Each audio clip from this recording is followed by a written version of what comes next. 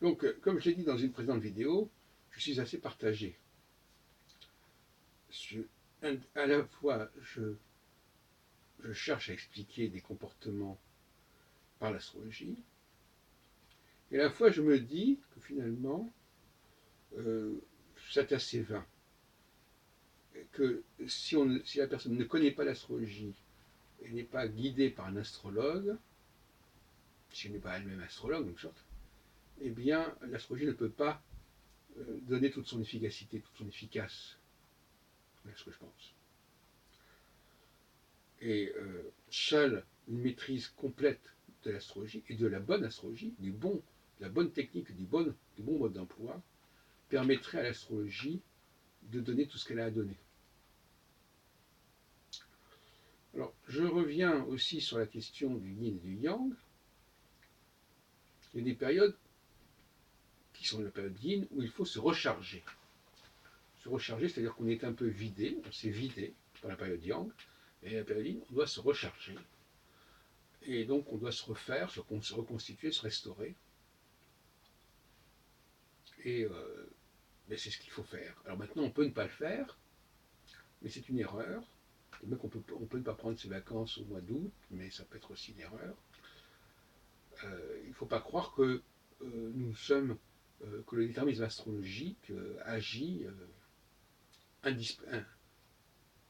indistinctement, qu'on en soit ou non conscient, qu'on s'en serve ou non. Absolument pas. Comme j'ai dit, on est dans le domaine de la technique et pas de la science physique. Par conséquent,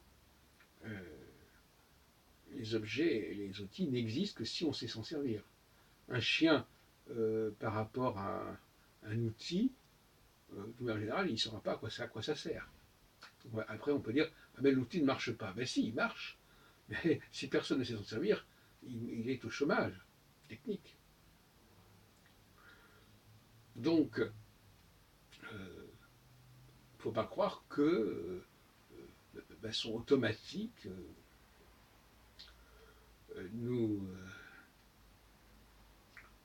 soyons complètement guidés par les astres.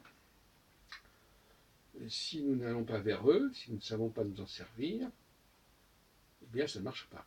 C'est ça la différence entre la science et la technique. La science agit sur nous quoi qu'on fasse. La technique ne fait partie de notre action que si l'on en a conscience, si on en prend la connaissance. C'est la différence. Il faut éviter de calquer le discours sur l'astrologie sur le discours sur la science, et justement c'est souvent le problème. Par exemple, c'est l'astronome qui dit mais les astres n'agissent pas sur nous. Non, c'est exact, ils n'agissent pas sur nous en soi. Ils n'agissent sur nous que si nous sommes équipés pour les capter et si nous avons connaissance de cette astrologie, de cet outil. Un outil dont quelqu'un pourrait avoir connaissance, mais il ne sait pas, il n'est pas en mesure de l'utiliser, cet outil ne va pas fonctionner. Donc souvent, il y a deux conditions à réunir, savoir que l'outil existe et être en mesure de l'utiliser. Ce n'est pas la même chose. Un aveugle, par exemple, une voiture existe, mais il ne peut pas la conduire.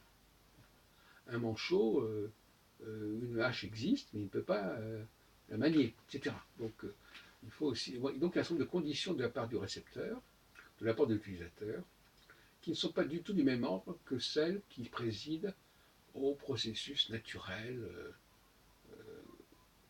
comme la gravitation, etc.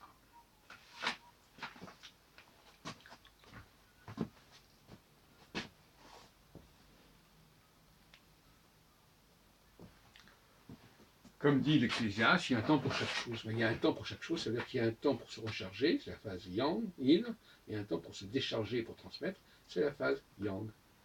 Voilà, donc apparemment, il y a dans l'Ecclésiaste, le Qoélète, un message qui relève tout de même de l'astrologie et qui montre que la Bible est marquée par des traditions et des connaissances extrêmement anciennes.